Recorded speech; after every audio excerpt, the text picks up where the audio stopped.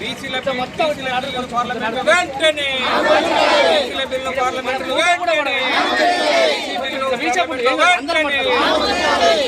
Parliament లో వెంటనే hello BC hello BC జై బీసీ జై బీసీ బీసీల ఐక్యత బీసీల ఐక్యత మాట్లాడండి.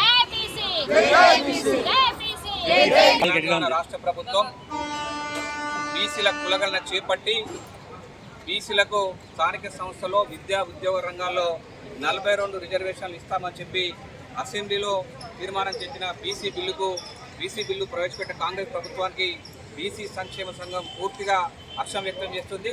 మరి అసెంబ్లీలో ప్రవేశపెట్టిన బీసీ బిల్లును పార్లమెంట్లో ప్రవేశపెట్టాలని చెప్పి బీజేపీ ప్రభుత్వాన్ని కేంద్ర ప్రభుత్వాన్ని బీసీ సంఘాలు డిమాండ్ చేస్తున్నాయి.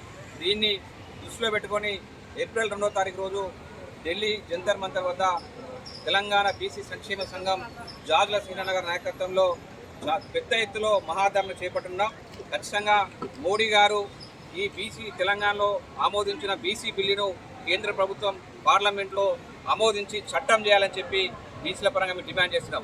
ఈ డిమాండ్ మీద ఏప్రిల్ 2వ తారీఖున మహాధరణకు వరంగల్ నుండి ఉమ్మడి జిల్లాకి వెళ్ళి దాదాపుగా 200 మంది బీసీ మహిళా కార్యకర్తలు బీసీ కార్యకర్తలు పెద్ద ఎత్తున ఈరోజు లాజ్పేట్ రైల్వే స్టేషన్ నుండి తరలి వెళ్తున్నాం.